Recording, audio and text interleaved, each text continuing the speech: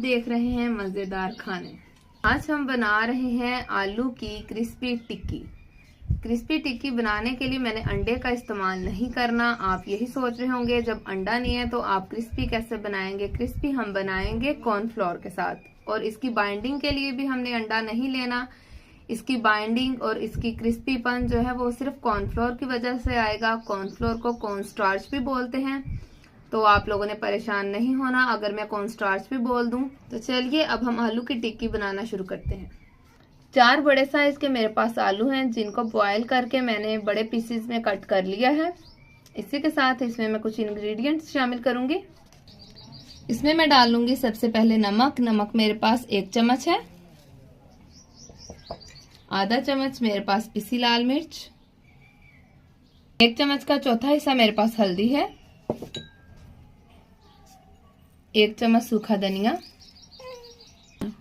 सूखा धनिया मैंने साबुत लिया है। इसी के साथ इसमें मैं डालूंगी 1 चम्मच जीरा, आधा चम्मच कुटी लाल मिर्च, 2 हरी मिर्चें जिनको मैंने काट लिया है, 2 चम्मच मेरे पास कसूरी मेथी है। ये खुशबू इसके साथ बहुत अच्छी आएगी।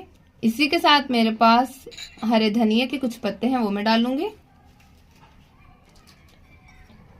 और लास्ट में मेरे पास 4 चम्मच कॉर्नफ्लोर है। 4 चम्मच मैंने कॉर्नफ्लोर डाला है। ये इसमें बाइंडिंग का काम ही देगा और क्रिस्पी करेगा इन आलू की टिक्कियों को। तो चलिए अब हम इनको अच्छी तरह से मैश कर लेते हैं।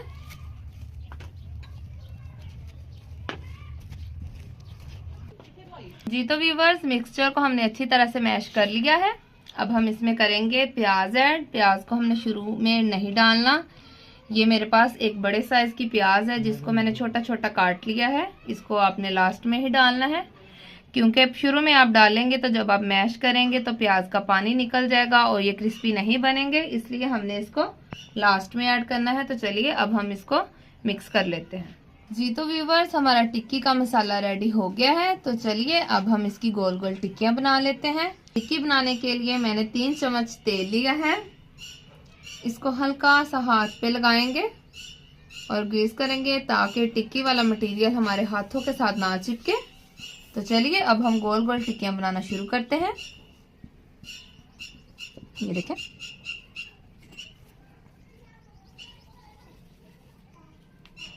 और आप मेरे हाथ देख सकते हैं। साइज आप अपनी मर्जी का रख सकते हैं, बड़ा करना चाहें तो बड़ा भी कर सकते हैं, लेकिन इतना साइज नॉर्मल है। तो चलिए इसी तरह से हम अपनी सारी टिक्कियां बना लेते हैं।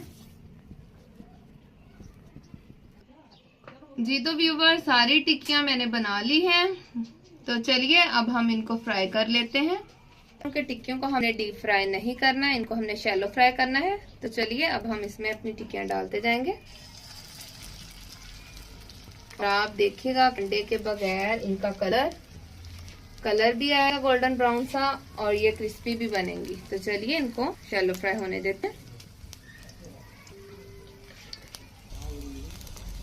जी मैं आपकी साइड चेंज कर दिखाती हूँ, और आपने बहुत एहतियात से इनकी साइड चेंज करनी है, ये टूटे ना। और आप ये देखें इनका कलर, और ये देखें दूसरी भी इसी तरह हम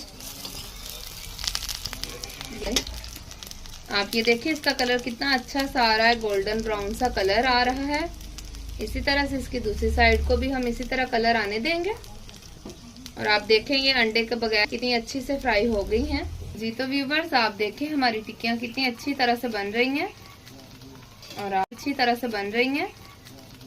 और आप ये देखें ये जल भी नहीं, और इसकी दूसरी साइड भी देखें। और ये इतनी अच्छी तरह से बाइंडिंग इनकी हुई है कि ये टूटी भी नहीं, और आप देखें ये फ्राई पैन के साथ भी नहीं जुड़ी।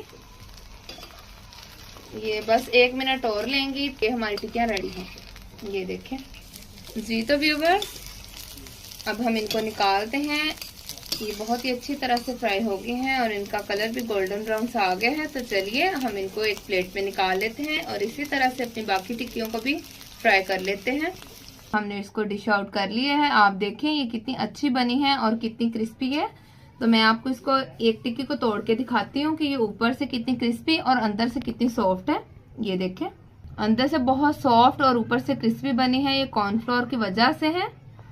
तो आप भी आलू की टिक्की की ये रेसिपी जरूर ट्राई कीजिएगा और सबको खिलाइएगा। जब भी आपके घर गेस्ट आए तो ये जल्दी से बनने वाली रेसिपी है, आप इसको जरूर ट्राई कीजिएगा और इसी तरह से प्रेजेंट करके उनके सामने पेश कीजिएगा।